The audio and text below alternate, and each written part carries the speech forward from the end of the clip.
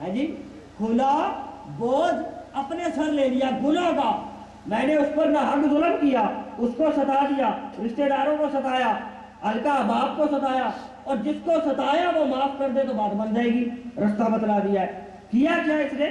کھلا گناہ اپنے سر لے لیا، گناہ کا بوجھ اپنے سر پر لے لیا۔ یہ کس کے لیے؟ آپ کے لیے، میرے لیے، تمام کے لیے، تمام رشتوں کے لیے۔ لیکن جب پیارے مصطفیٰ کی بات آئی، جس نے میرے مصطفیٰ کو اذیت دی، جس نے میرے مصطفیٰ کو ستایا ہے، اس کے لیے میں نے دنیا میں لعنت۔ یہاں پر تو گناہ بہت سر لے لیا اپنے سے، گناہ کی معافی دے، اس کے طریقے بتلا دیے، مگر جہاں پیارے مصطفیٰ کو اذیت کی بات آئی، معافی کوئی نہیں ہے، لعنت بھی ہے، لعنت دنیا میں لعنت ہے، آجا آخرت کے اندر عذاب تیار کر رکھا ہے میرے تیرے لیے۔ پتا چلا کہ مصطفیٰ کی اذیت ان تمام اذیتوں سے بڑھ کر ہے۔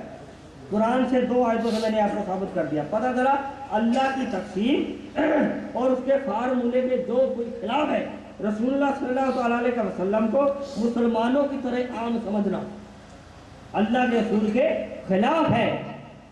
یہ طریقہ یہ بھی بتا دوں کہ اب کئی لوگ بے ادبی کرتے ہیں، گستاخی کرتے ہیں کہ جی یہ تو والمومنین والمومنات ہے، ان کو اذیت دینا ہے، وہ بھی مومن تھے، وہ بھی مومنات تھے، اپنا بھائی سمجھ لینا مصطفیٰ کو، اپنے بڑوں جیسا سمجھ لینا۔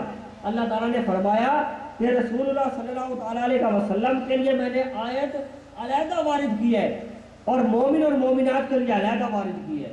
ان کو ایک جگہ پر اگر آپ اس کو والمؤمنین والمؤمنات کے زمرے میں لاتے ہیں تو یہ اہل بیت سے اس سے بڑی عداوت کوئی ہو ہی نہیں سکتی، اگر آپ یہ کہتے ہیں۔ ٹھیک ہے، کئی خبیث ایسا بھی کرتے ہیں کہ یہ آیت تو یہ نازل ہوئی تھی والمؤمنات، ٹھیک ہے، ان کو اذیت دینا۔ ارے بھائی اس سے پہلے والی بھی تو پڑھے کہ اللہ تبارک و تعالیٰ نے فرمایا یؤذون اللہ ورسولہ لعنہم اللہ، کہ لعنت ہے دنیا والآخرت، دنیا میں بھی اور آخرت میں بھی۔ اب اس کی آگے مثال سمجھا دیتا ہوں۔ اگر فرض کیا پتہ کہاں سے لوگ آئے ہوئے ہیں، لاہور سے آئے ہوئے ہیں، کراچی، لاہور، کسی جگہ پر بھی کوئی حملہ کر دے، بم بلاسٹ کر دے کسی جگہ پر بھی، اس سے ہوگا کیا؟ تہران پر، القدس پر، کسی جگہ پر کوئی بم بلاسٹ ہو جائے، کیا کہیں گے؟ تو یہ صرف ظلم کیا ہے، اس کی سزا۔ فرق آگے بیان کر رہا ہوں، یہ تو قرآن سے فرق بتلا دیا نا۔ اب حدیث بھی سن لے، اب حدیث بھی سن لے، اور ایسی حدیث سناؤں گا وہ تنقید نہیں کر سکتا، ٹھیک ہے نا؟ میرے پاس موجود ہے بخاری اور مسلم ترمذی کی، ٹھیک ہے، تو اس پر تو کوئی اعتراض نہیں کر سکتا، سن لے گے۔ کوئی کسی جگہ پر بھی حملہ کرتے ہیں، بم بلاسٹ ہو رہا ہے، اس کو کیا کہیں گے آپ کہ ظلم کیا ہے؟ اس کی مذمت کریں گے، ٹھیک ہے، ہر جگہ پر، تمام جگہ پر، چاہے وہ کوئی بھی ہے، القدس پر۔ لیکن وہی عمل اگر وہی بم بلاسٹ یا وہی عمل وہی ظلم اگر کوئی شہر مدینہ پر کرے، ہے جی، وہی عمل یا ظلم، گناہ، یہاں پہ تو پتہ نہیں، پاکستان میں تو ہر جگہ پر، القدس پر پتہ نہیں کتنے گناہ ہوتے ہیں نا بھائی، کوئی جگہ گناہ دکھا لی ہے، اس کی رحمت سے خالی نہیں ہے، اس کے باپ کے بال جتنے ہیں اس کو بھی گن لیں تو اس کی رحمت سے بڑا کوئی نہیں۔ سبقت رحمتی اللہ کا بھی حدیث قدسی ہے، میری رحمت میرے غضب پر سبقت رکھتی ہے۔ اگر گناہ بے شمار ہے تو رحمت بھی ہے، ٹھیک ہے نا؟ لیکن گناہ سے کوئی جگہ زمین خالی نہیں ہے، ہر کوئی گناہ کرتا ہے۔ لیکن وہی گناہ مدینہ پاک میں کریں تو پھر اس کی سزا علیحدہ ہوگی یا وہی ہوگی؟ علیحدہ ہوگی۔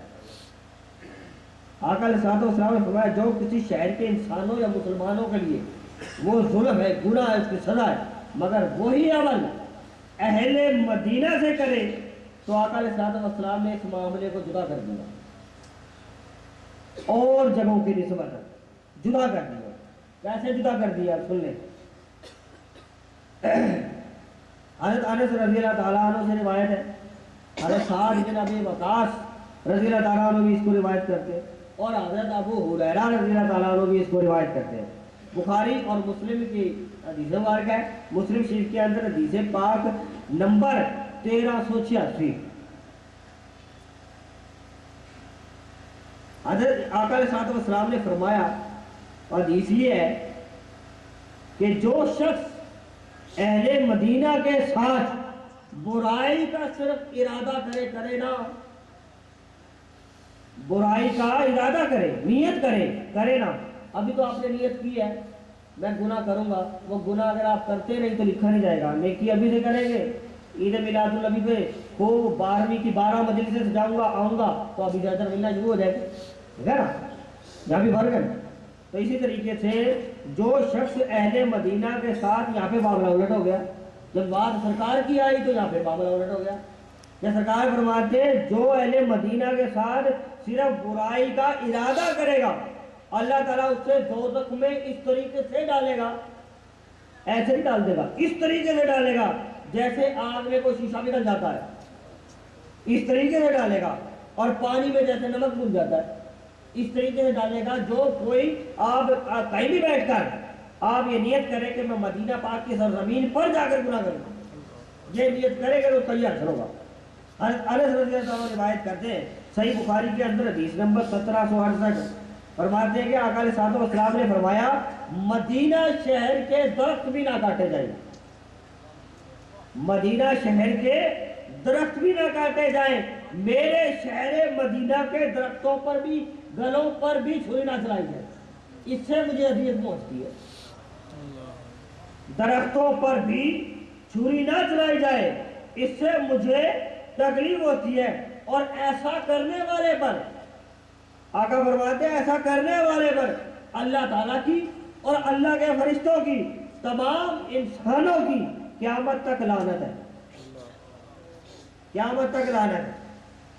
اور جو مدینہ والوں کو تنگ کرے گا، جو مدینہ والوں کو تنگ کرے گا، ظلم کرے گا، قیامت کے دن اس شخص کی زندگی بھر کا نہ کوئی فرض قبول ہوگا، نہ کوئی نفل قبول ہوگا، نہ اس کی عبادتیں قبول ہوگی، ساری عمر نمازیں پڑھتے رہنا، کوئی ایک نماز بھی ہوتی پوری نہیں ہوگی۔ آقا علیہ الصلوۃ والسلام کی پیدائش تو مکہ معظمہ کی ہے جہاں اللہ کا گھر ہے، مگر پیار مدینہ سے ہے جی۔ اب یہ بھی مسئلہ حل کر دیتا ہوں، کہتے ہیں کہ جی ہم تو آج کو پڑھ کے آئے ہیں، عمرہ کر کے آئے ہیں، مزہ مدینے میں آیا ہے، کہتے کہ کوئی یہ ہے نہیں بھائی خانہ کعبہ اللہ کا گھر ہے، تم مدینے کے مزے کو کیوں لوٹتے ہو، مدینے کا ذکر اتنا کیوں کرتے ہو، خانہ کعبے کا ذکر کرو، آقا کی پیدائش تو وہاں سے ہے، خود آقا نے مدینے کا ذکر کیا ہے، خود درجہ خود آقا نے بڑھایا ہے، ہم نے نہیں بڑھایا، کیوں بڑھایا ہے یہ سن لیں۔